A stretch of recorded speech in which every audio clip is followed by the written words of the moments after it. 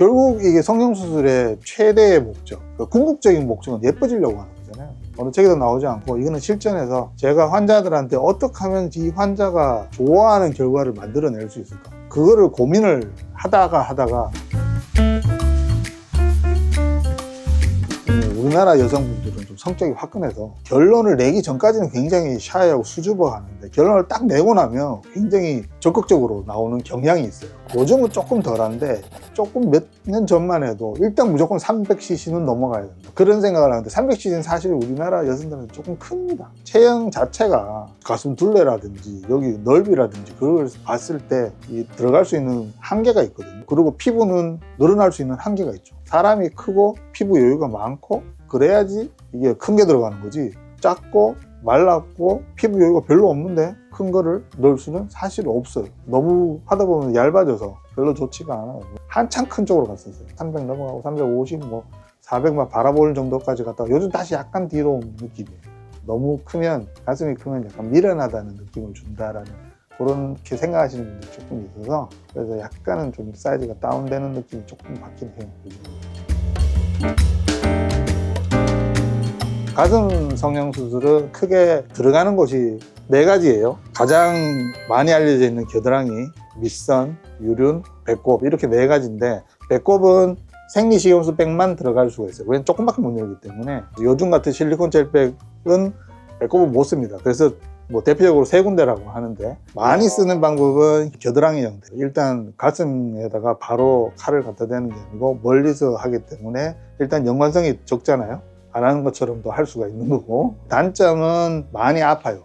여기 근육 아래쪽에 넣기 때문에 이쪽 근육을 떨어뜨리게 되면, 어깨 쪽에 있는 근육을 박리를 하게 되면 움직일 때 굉장히 아픕니다. 그래서 일주일 동안 고생을 굉장히 많이 하세요. 또 하나의 더 단점은 민소매를 입기 어려워요. 흉이 이쪽에 남기 때문에, 겨드랑이에 남기 때문에. 이거 생리식염수 백하고 달리 젤백은 좀 크게 열어야 되거든요. 최소한 4cm, 4cm에서 5cm 정도 열어줘야 그게 들어가기 때문에. 그 다음에 여기서 여기까지 멀잖아요.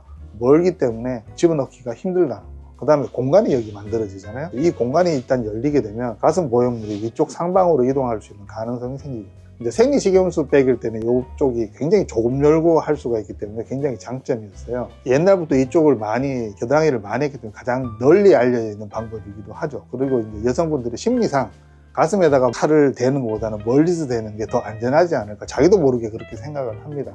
사실 꼭 그렇지는 않아요. 밑선을 열고 수술하기 때문에 바로 밑에 열고 들어가기 때문에 가깝죠. 그다음에 공간을 만들기도 편하고 수술 시간은 굉장히 짧습니다. 여기 가장 짧은데, 근데 이제 여기에 흉터가 납니다. 그래서 이제 비키니 입었을 때 보일 수가 있다는 단점이 있고, 유륜절개는 제가 보기에는 유륜절개가 제일 흉이 덜 보이는 방법 중에 하나고, 유륜절개 부위에 흉을 보여줄 수 있을 정도의 상대면 남편 아니면 남자친구, 그렇기 때문에 흉이 가장 숨길 수 있는 곳이라고 생각을 하고, 통증도 적습니다. 유륜하고 밑선이, 겨드랑이가 가장 크고요. 그런 장점이 있는 대신에 수술 난이도가 높아요. 그래서 수술하기가 힘들어요. 그러니까 수술하는 사람이 어려워서 제대로 못하는 경우가 많아서 난이도가 어려워서 접근하기가 힘듭니다. 그러니까 잘못하게 되면은 유선을 건드릴 수가 있기 때문에 모유 수유나 그다음에 감각신경 문제가 있을 수가 있어서 난이도가 좀 높은 수술입니다. 사람은 다 달라요. 그거는 성형수술은 전부 다 개인적이고 개인의 호불호에 따라서 갈라지는 거라 어느 정도의 트렌드는 있을 수 있지만 그건 다 달라요. 사이즈 결정을 할 때 앞에 계시는 원장님이 모든 걸 다 결정을 해줄 거라고 생각을 하는데, 저는 그렇게 상담을 하지는 않습니다.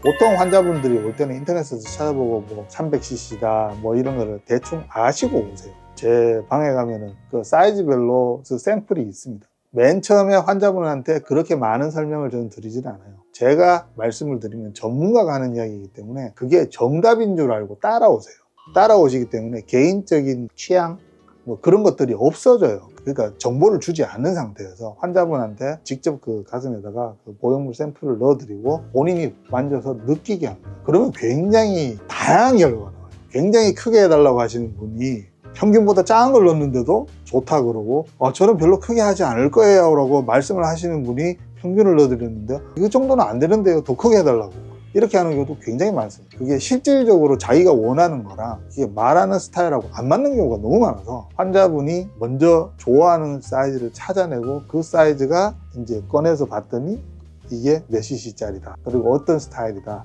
라고 그렇게 설명을 드리고 환자분이 결정을 하게끔 그렇게 하면은 자기가 원하는 거를 찾을 수가 있어요. 결국 이게 성형수술의 최대의 목적, 궁극적인 목적은 예뻐지려고 하는 거잖아요. 어느 책에도 나오지 않고 이거는 실전에서 제가 환자들한테 어떻게 하면 이 환자가 좋아하는 결과를 만들어낼 수 있을까, 그거를 고민을 하다가 물론 자기도 잘 알지는 못하겠지만 그래도 자기가 좋다 나쁘다를 결정할 수 있는 자신밖에 없어요. 그래서 그 사람이 그 결정을 하게끔 옆에서 도와주는 거지, 당신은 이렇게 하는 게 좋다라고 이야기해 줄 수 있는 사람은 아무도 없다. 아무리 전문가라고 해도 그건 모릅니다. 그래서 맨 처음 상담할 때 시간이 오래 걸리더라도 그 환자한테서 그거를 끌어내려고 노력을 많이 해요. 그렇게 해서 결정을 하게 되면 환자분들이 대부분 만족을 합니다. 그렇게 하시면은 뭐 아마 괜찮을 거예요. 이거 유튜브 보고 이거 다른 데 넘어가는 거 아닌가 모르겠다.